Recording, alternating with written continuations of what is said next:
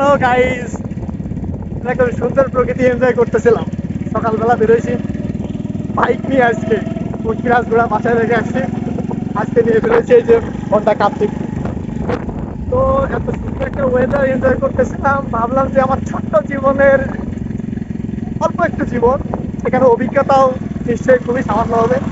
এই ছোট্ট জীবনের ছোট্ট অভিজ্ঞতা থেকে একটা ছোট্ট একটা লেসন শেয়ার করতে চাই।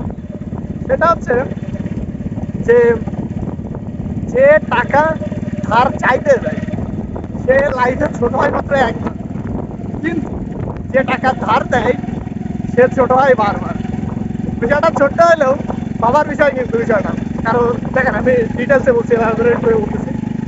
যে বিষয়টা হচ্ছে যখন আপনি কারো কাছে ধার চাইতে যাবেন, সম্ভবত আপনি একটু ছোট হয়ে বলবেন যে ভাই প্লিজ আমার টাকাটার প্রয়োজন, অমুক অমুক কাজের জন্য প্রয়োজন, আপনি আমাকে টাকাটা দেন। সে না দিলে দেখা গেল আপনি আরেকজনের কাছে গেলেন, আপনি তার কাছে টাকাটা ধার দিলেন। এখন আমরা তো ভাই বাঙালি, ভাই বাঙালিদের পোশাকটা যত করবো ততই কম।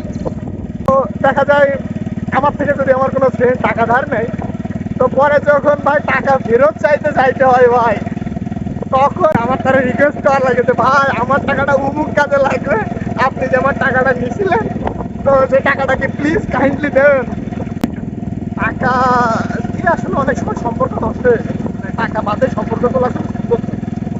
তো আমার ছোট্ট ভাগের ছোট্ট লেসন আছে যে সম্পর্কের ভিতরে টাকা আনবেন না। যদি কাউকে টাকা পয়সা যদি খুব প্রয়োজন হয় দিতে যদি চান, তো এমনভাবে দেবেন যে ভাববেন তো ওই টাকা আর ফেরত আসবে না। খালি মনে করেন যে সম্পর্কও ভালো থাকবে আর আমারও সব দিক থেকে ভালো। কিন্তু যদি আপনি টাকা ধার দিয়ে যদি এই এক্সপেকটেশনে থাকেন যে আপনার বন্ধু আপনার টাকা ফেরত দেবে, তাহলে ভাই আপনি প্রকাশ স্বর্গে বাস করতেছেন। যাই হোক, সুন্দর প্রকৃতি আমি এনজয় করতেছি, আপনারা করেন। সকালে ওঠেন। আল্লাহ হাফেজ, টাটা।